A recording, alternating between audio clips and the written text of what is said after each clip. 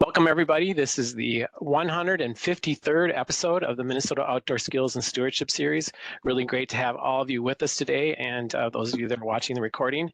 Today, we're going to talk about a great opportunity that we have in Minnesota to support natural resources. And so joining us is Lori Nauman from our Non-Game Wildlife Program, and she's going to go over this critical habitat license plate program and how it's benefiting natural resources. So welcome, Lori. It's great to have you back. Thank you. It's great to be here, and good afternoon, everyone.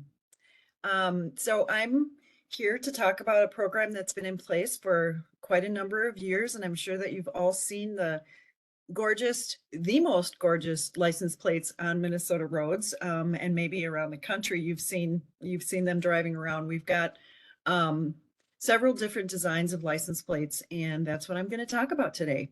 So I'm going to cover how to purchase the license plates, where to get them at, how much they cost, but I'm also going to talk about how they benefit the Non-Game Wildlife Program and other programs within DNR.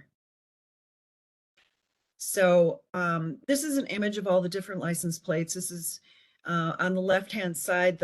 What is really difficult for you to see is actually a poster of all of the different license plates that we have, minus the pollinator plate on that poster that is displayed at registrar's offices. So one of the things that we do is provide posters and brochures and other materials for registrar's offices so that they can display them, so you can see which ones are available when you're at the registrar's offices. So the Critical Habitat License Plate Program was introduced in 1995, and it benefits, and the money goes into what is called the Reinvest in Minnesota Fund. The Reinvest in Minnesota is intended for purchasing critical habitat. The very first license plate was the green deer that you see at the top, and that was out for a number of years, and then there was interest in introducing a different design and something that more people could be interested in and to look at on their cars, that more people might think that was cool to have a critical habitat license plate, but also to display on their car and to be proud. So the common loon was introduced, and it quickly became the most popular license plate out there, and it far surpassed sales and numbers of plates on the road from the green deer, but that's okay because it all still goes into the same fund. And then several years later, we introduced a number of new plates. We held a contest, an art contest, for Minnesotans who are artists, and all of the different designs are placed onto a template that has to fit into the license plate. So the Department of Public Safety has to approve these, as well as the Commissioner of Natural Resources, because these plates have to be readable by the public safety officers on the road. And so even though there are the art print and what is submitted by an artist might look a little bit different, when they actually land on a plate and they look like how they look when they're on your car, it may look a little bit different, but the artists were all won these in a contest, every one of these designs. So these are 4. I only put a few of them on each slide because they were way too tiny. So those were the first 4, and then we've got a pheasant and a turkey and the moose plate, and the Les Kuba. The moose plate is an art print by famous Minnesota artist Les Kuba. So the really cool part about the critical habitat license plates is they are unique, but they also have not, the price has not increased for the critical habitat license plates. So there are over 120 different designs of license plates on the road.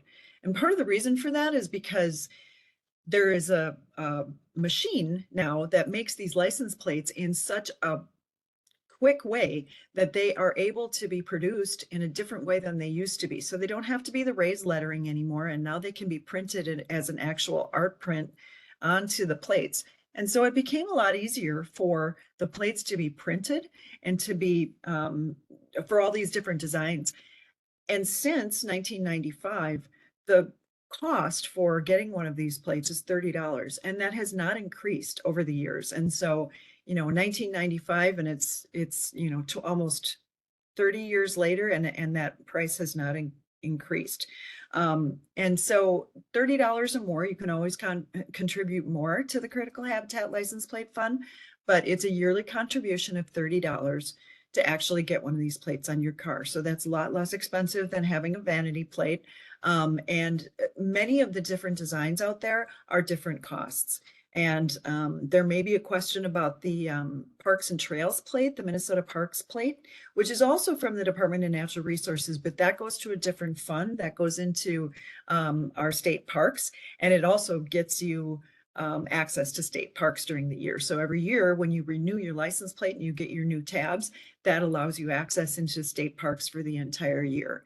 These plates are different. They don't allow you access to the parks, but they are only $30, and it's a yearly contribution.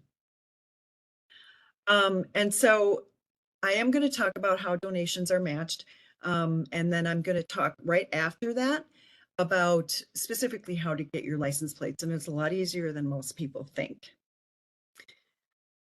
Let me back up a minute.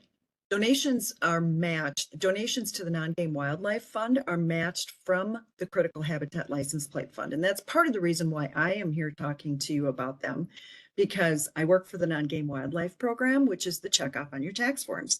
And each dollar that is donated to the Non-Game Wildlife Fund is matched from the Critical Habitat License Plate Fund. And the reason for that is because there are a number of non-game species on those license plates, as well as game species, but also because it is a very beneficial, both are very beneficial programs. And the non-game checkoff was eligible for a match from the Critical Habitat License Plate Fund. So I'm going to explain a little bit about how that match works, because it is a 2-to-1 match now. When you donate to the Minnesota Non-Game Wildlife Program, you help Minnesota's wildlife in a big way. Donations are matched by the Reinvest in Minnesota Critical Habitat License Plate Fund. When you donate $10, the Non-Game Wildlife Program receives $20. Your donation is then matched again, so $10 more go to Minnesota DNR programs that are restoring and enhancing critical habitat for pollinators and other wildlife species. Your $10 donation grows into $30 for Minnesota's wildlife and natural areas. Your donations also help us meet funding requirements for federal wildlife grants, which wouldn't be available without your support. Your donations help us conduct scientific research, restore wildlife habitats, run the Eagle Cam, and so much more. There are 3 easy ways you can donate to the program. Use the tax checkoff on Minnesota tax forms, mail in a donation, or donate online at mndnr.gov/donate. Minnesota's wildlife needs our support, so please consider donating to your Minnesota Non-Game Wildlife Program, and together we can help Minnesota's wildlife survive and thrive.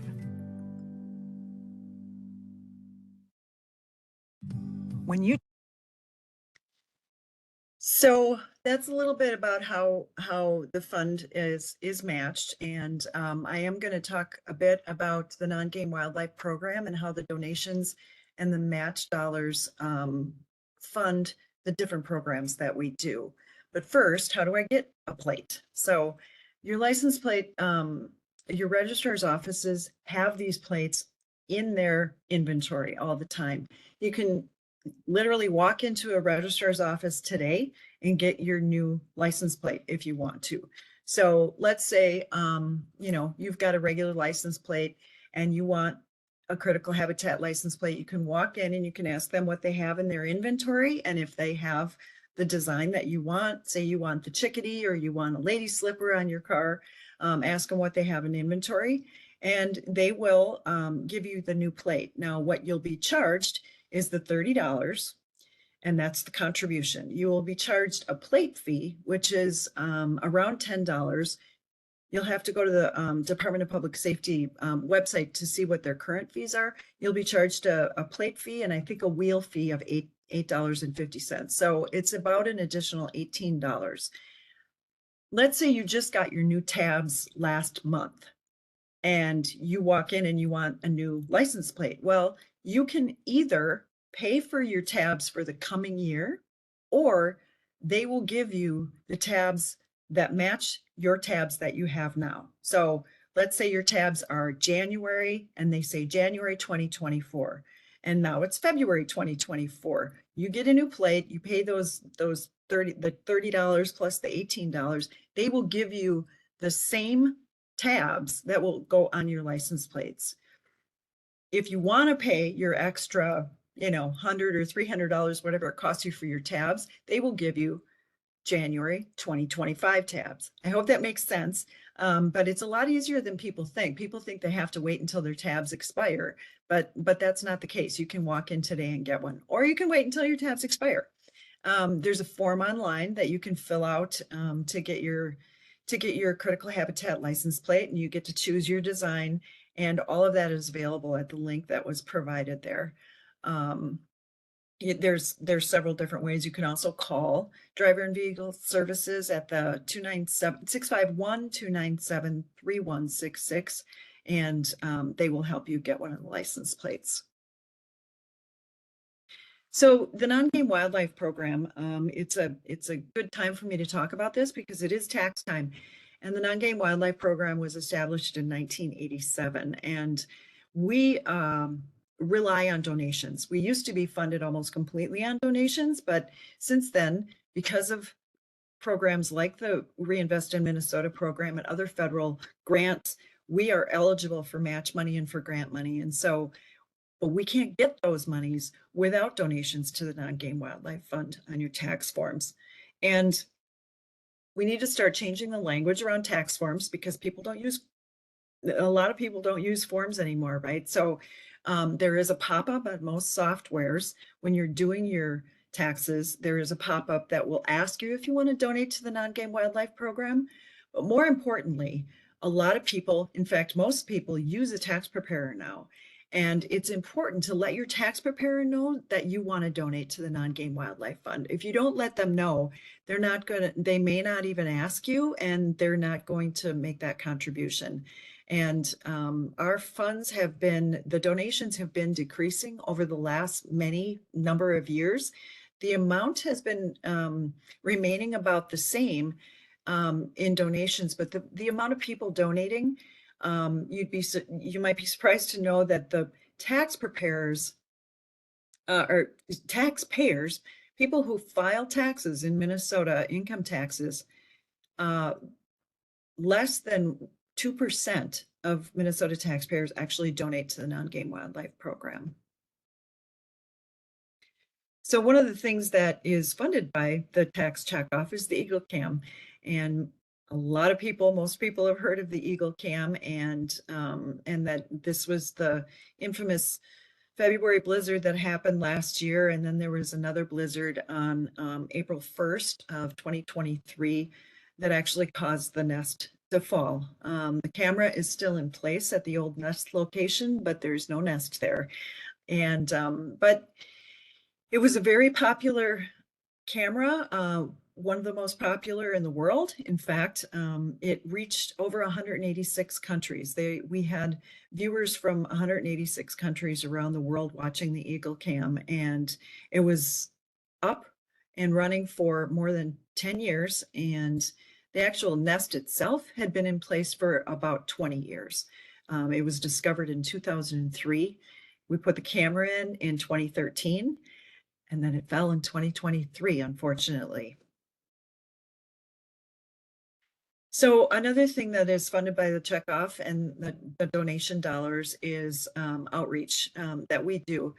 And the reason that we do outreach is because non-game wildlife does not have a permanent source of funding.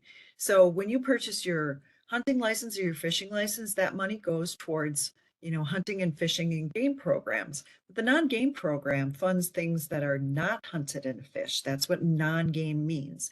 And so it's all of those critters in the state that are not hunted or fished. And that includes pollinators and insects and salamanders and snakes and birds and all of those other things need some sorts of funding. And so that's why it's important to donate to the non-game program or purchase a license plate, because both of those things will enhance habitat and provide money and programs for non-game wildlife. So we do outreach, like I'm doing right now, to help inform people and educate people about non-game species as well as the non-game program. So one of the other things that we do a loon restoration project in Minnesota. And so we received some additional funding from the U.S. Fish and Wildlife Service and from the BP oil spill. And so this is a program that is helping to enhance habitat and to install artificial nesting platforms and promote stewardship and monitor loons within the state. We have a Minnesota loon monitoring program, as well as a volunteer Minnesota Loon Volunteer Survey. And these are all part of the non-game wildlife program. The Bird by Bird program is something that was just started last year. We have a new coordinator, and it is about place-based environmental education. And this is mostly for urban schools and teaching kids about birds and how to get out and see birds even just in your backyard. May Vang is the coordinator, and she goes out and talks to teachers and helps to do outdoor leadership training and to teach students about non-game wildlife and about how to get involved in the environment and environmental education. So she also does community engagement. She's part of the same program as I am, and this is a nice photo of May Vang, and she is very knowledgeable about birds, and she helps to teach teachers about how to get kids outdoors.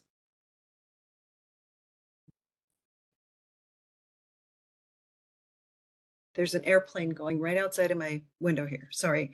So the Bird by Bird program is, oops, sorry about that. So we do a number of different things, and this is a brand new program, but it has already reached quite a few different classrooms and is reaching a lot of, and is teaching bold leaders throughout the state. But this is mostly an urban bird, part of an urban bird collective. And it's becoming very, very popular, and you may see some kids in your kids might come home and tell you about some of the outdoor engagement that they've learned about. The other thing that we do in the non-game wildlife program is community science, and our community science program is just building, and this is part of what used to be called community,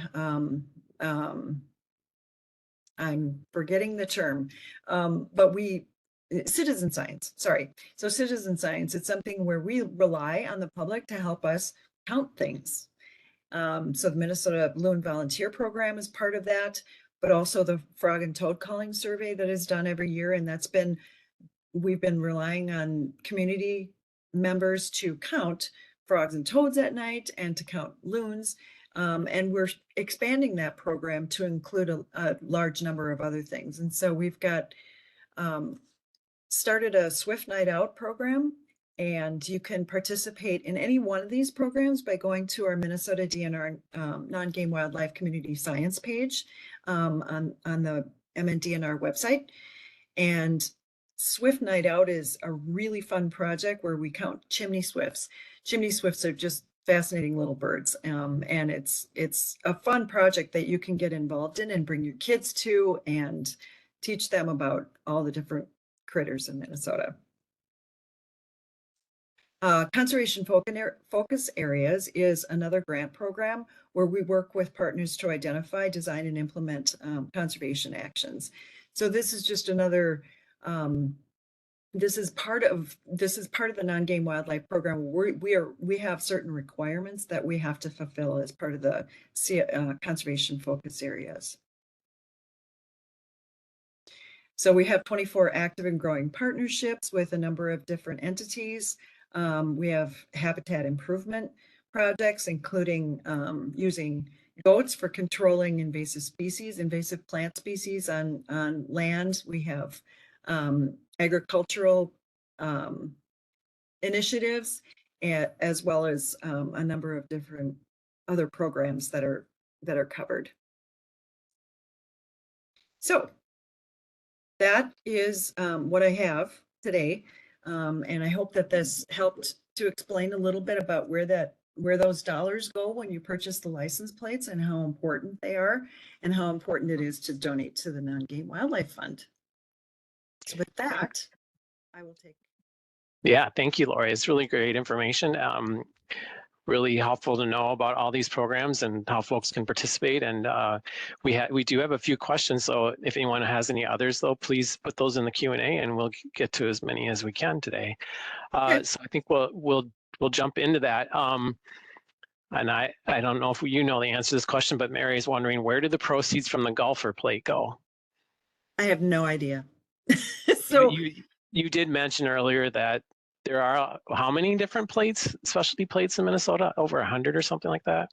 there's well over 100. I think it's around 120, but all of those different license plates, all the different designs go to a different fund. They go to, some sort of initiative. If you wanted to go in and decide that I don't know, whatever club needs to raise money, you would have to make a proposal and to DBS, and then they would. I'm not sure how it's decided. Ours was decided by the legislature, and that's how we got ours. So our plates are the only ones that I know where the funding goes.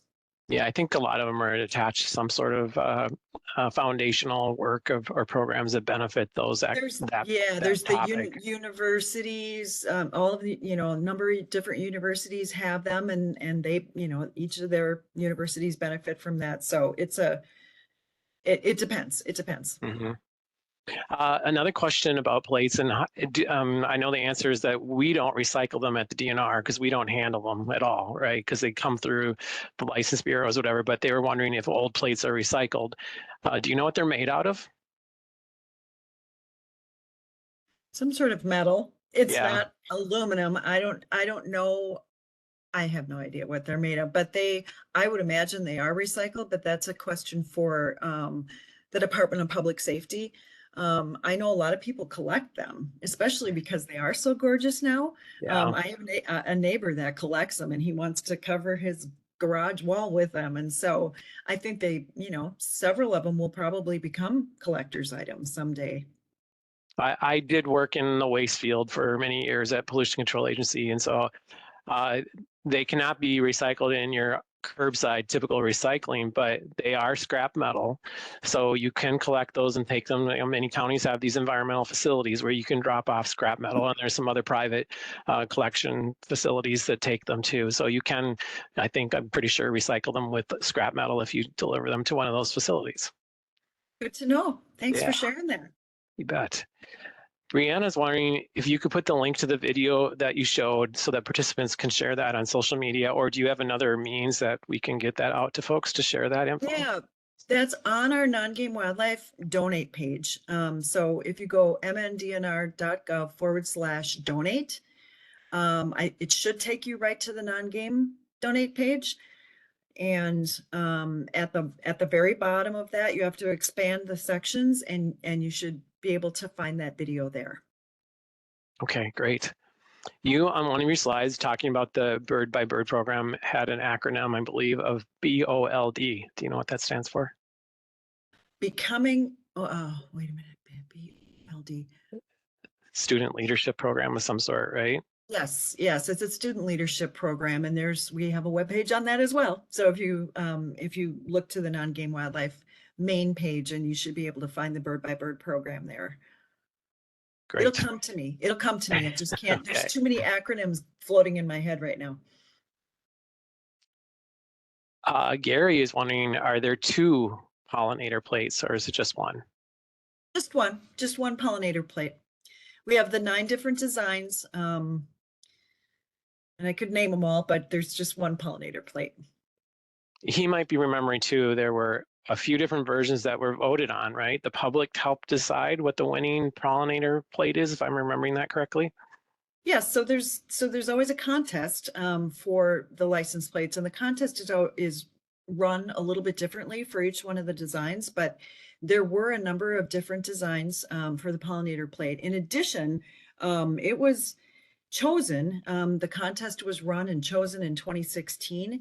And then people may remember that there was a little bit of a problem with the Department of Public Safety where they couldn't generate new numbers for a while. And so new license plates could not be generated. People were having trouble getting their driver's licenses renewed. And it was a computer issue at the Department of Public Safety. So it took 4 years until we were actually able to release the pollinator plate, and that happened during the pandemic in 2020. So we were able to introduce it and unveil the new design. But yeah, you may have seen other gorgeous. I mean, they were gorgeous. I'm sure it was a really hard decision, but it was gorgeous artwork. Thanks, Mike. And we have such astute viewers that know so much. It's great. We learn from them sometimes. Mike and says that it's the PGA Foundation is where the Minnesota Golf Plate contribution goes to, which I believe they're really active in getting kids engaged in golfing and helping support local community programs to help students and young people get engaged in golf, get started in golfing. And he also says that the plate fee is now $15.50 and the filing fee is $13. At least must have been when he recently got that. So $28.50. And then you have an annual contribution, as you talked about, for the habitat plates of $30. So when you make your first transaction to get these plates, it's going to cost you $58.50 plus, like you said, if you're renewing your tabs, you'd pay for those too. And I know you mentioned this, but then once you have those plates, the only other cost is annually when you renew your registration, you pay that $30 habitat fee, which goes right to these programs. Right. Yep. That's a good point. And thank you so much for telling me about the new fees. That was something that I failed to, I didn't do my homework. So thank you for doing my homework for me and finding those numbers. Another really good question. Gary asked if you can personalize these habitat plates, like put your name on them. You can now. I don't know how many digits it is. I think it's 6. But you never used to be able to, but you can now. But they're not available for RVs, apparently. So, but you can but they are expanding the ways in which these license plates can be used. So that's awesome. Yeah, and then Tyler has a really good question. Are there plans for new or additional plates? There are, yes. We don't have anything in place, firm in place right now, but yes, we definitely want to introduce new plates, and we get suggestions all the time. And I have a huge file on my desktop of all the different suggestions that people want to see for critical habitat license plates. It needs to be DNR themed a bit, so we can't go too crazy with the designs, but some of the things that we've been thinking about are wood ducks and walleye and bats and other species in greatest conservation need, because that's something that that's very important, and that's something that's important to the non-game wildlife program, is promoting and enhancing the populations and habitat for species in greatest conservation need. You mentioned earlier the public vote on the pollinator plates. Do you think there'd be another opportunity for people to do that? I know I think a few years back you did one for the birds, right, to choose, and it was the chickadee that won in that competition, if I remember correctly. Did I have that right?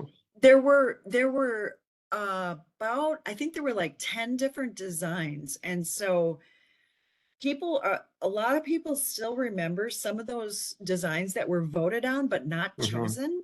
And one Okay. of them was a wood duck, one of them was a walleye, one of them was a loon that had two loon heads. And there were a number of different ones that were not chosen, but because those were printed in the newspaper, people remember those designs and they think, hey, where are those plates? Well, they just weren't chosen in the art contest. So yes, they will always be chosen by a public art contest, and whether it's going to be one at a time or a number of them, like was done several years ago, is up to the commissioners of natural resources and commissioner of Department of Public Safety. Yeah, well, I think that competition piece or the designs are so amazing. Like you said, how beautiful they are. In fact, we were traveling across the country and I think we were in like Glacier National Park. I've got them on all of my cars and on the car we had with us. And some folks were walking back to the car in front of us and like, wow, I didn't know Minnesota had those plates. Those are so cool. So Yeah, they're definitely really popular.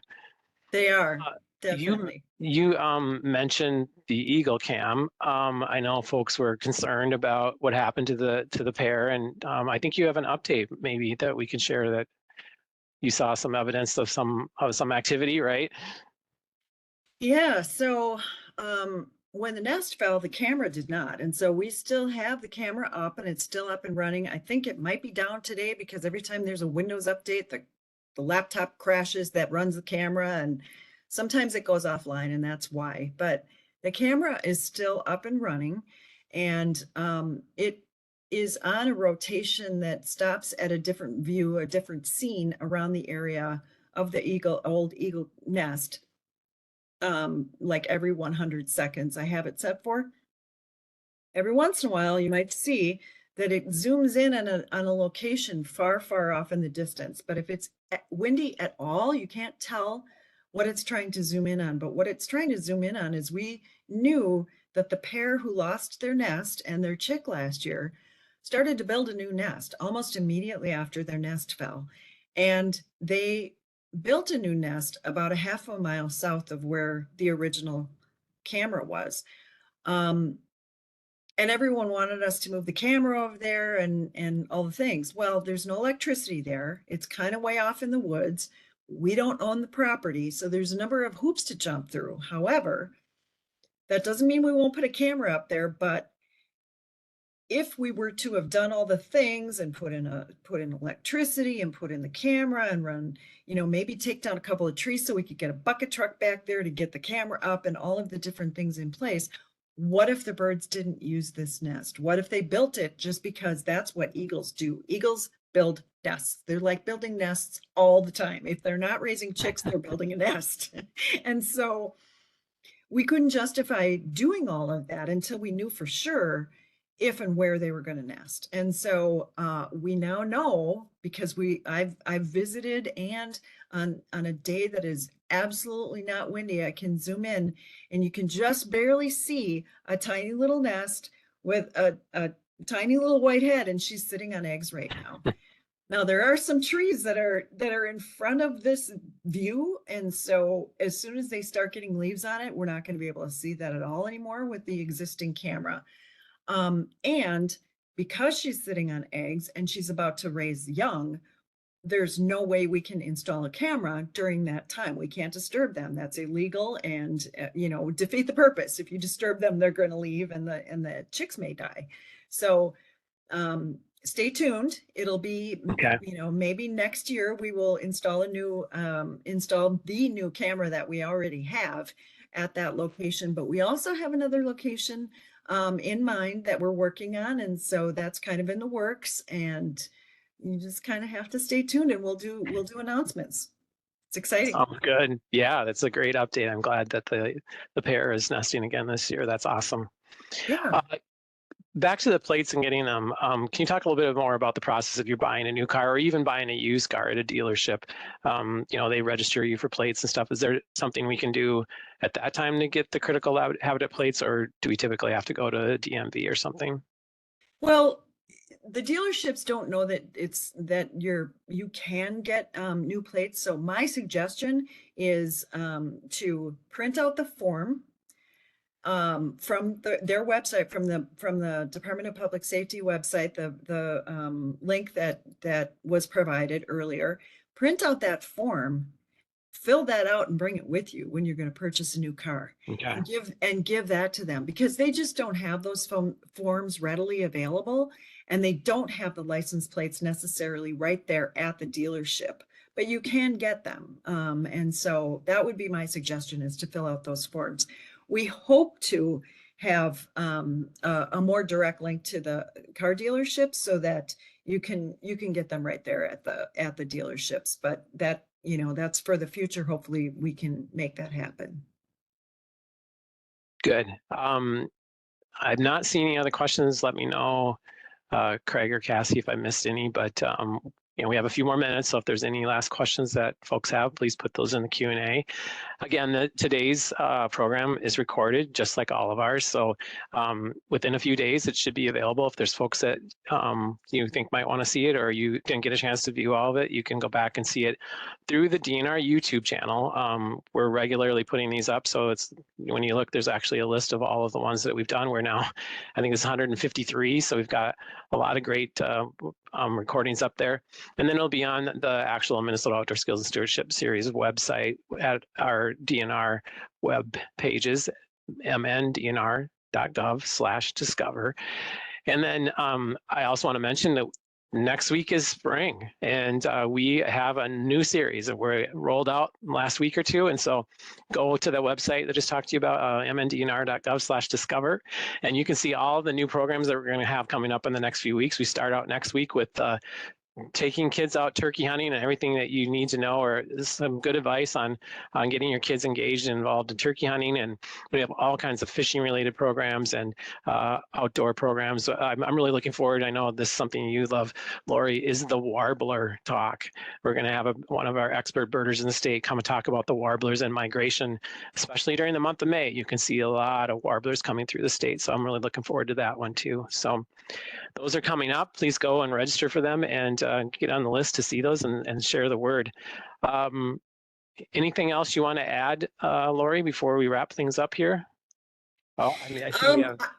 I would just encourage you that if you have any further questions about anything that I talked about the non-game program, Bird by Bird, or the CFAs, or the citizen science, community science programs, it's all on our webpage at mndnr.gov/non-game. Non-game is one word. And there's our web pages have been updated, and they're fabulous, and it gives you all the information about all those different things. And then you can also email me as well if you have further questions. My email address is lori.naumann, Naumann, @state.mn.us, and I'm happy to answer questions about any of those topics. Don't forget those two N's, like my name too. Yes, yes. Two N's at the end. Alexa came up with another question. She said, does the money from all critical habitat plates go into one non-game fund, or is they specified by type of plate, like loon dollars for loon habitat, moose for moose? That's a great question. They all go into one fund, except that there are different beneficiaries now. And so the RIM fund is the overarching fund, and it's Reinvest in Minnesota, and it does fund a number of different things in addition to the non-game match. So in addition to the dollars that are matched to the non-game program and all of the different non-game things that I talked about, there's a whole nother suite of programs and entities that are benefited by the RIM program. It generates quite a lot of money, and it's very beneficial for a number of different things. I think the Pheasants Forever and a number of other outside entities get a portion of the funding as well. Yeah, and as you talked about, habitat is a primary purchasing and developing and maintaining and managing new habitat for wildlife is a really big part of this too. So through the RIM program. Yes. Judy says, thanks for all you do, Lori. Thanks for the note, Judy. I really appreciate having everybody here today. I think that's all the questions. This is tax time. If you haven't already done your taxes, look for that chickadee or the loon checkoff for non-game wildlife, and you can easily make that contribution. So thanks everybody for being here. Thank you, Lori, and we'll hope to see you all next week. Thanks, everyone.